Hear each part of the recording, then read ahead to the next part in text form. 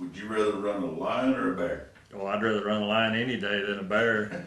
This country's so rough up here that you get after a bear and you'll see your dogs for about a few minutes, watch them get started, and if it's a very good bear track, they're gone. The next time you hear them, they'll be treed somewhere, and you'll spend half a day trying to find them. Yeah, if not longer. Or trying to follow them, because you'll just hear them as they're topping over the next ridge. And this country, you don't get around it too awful fast up here. A lot of people who are just starting out, they think those bears are easy to catch because they're big and fat and slow, but that's not the case.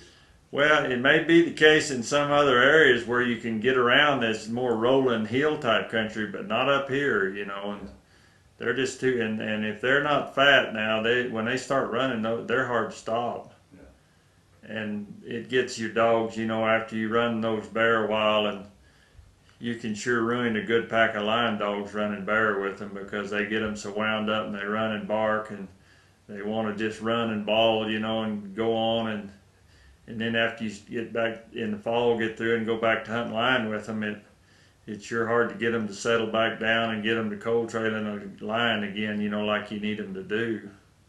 So you won't run bear at all with your lion dog? Oh, I used to, but I don't anymore because I don't care about running them, period.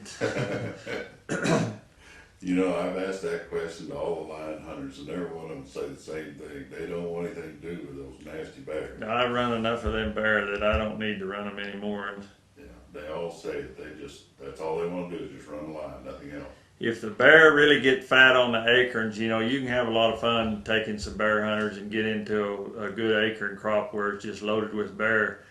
Generally, those bear won't run too awful far, but boy, you try to run them in the spring of the year when they come out of their hibernation, and they're poor after they come out, and they can run from now on. And when they get fat, they can't run very far because they get too hot, they just can't run.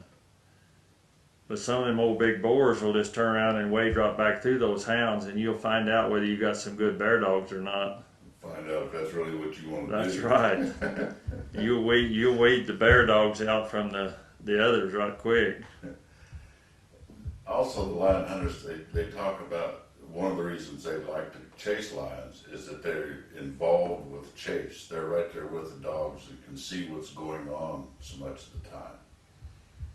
Yeah, that's right, because the dogs, when they're cold trailing the lion, they don't move very fast, and you can generally stay with them, and watch them the whole time they're trailing. You can see the whole race and everything, and a lot of times you'll see them trail right up to a bluff or a ledge or a bush or something and see the lion come out right in front of them, and see the whole deal. And that's what the good part of it is, just kind of stay with those dogs, and instead of like some of these guys are doing, putting these tracking collars and stuff on them and just go sit in the truck and wait till they beep them in somewhere. Well, they miss out on the best part of the hunt by doing that. Now, you don't rig your dogs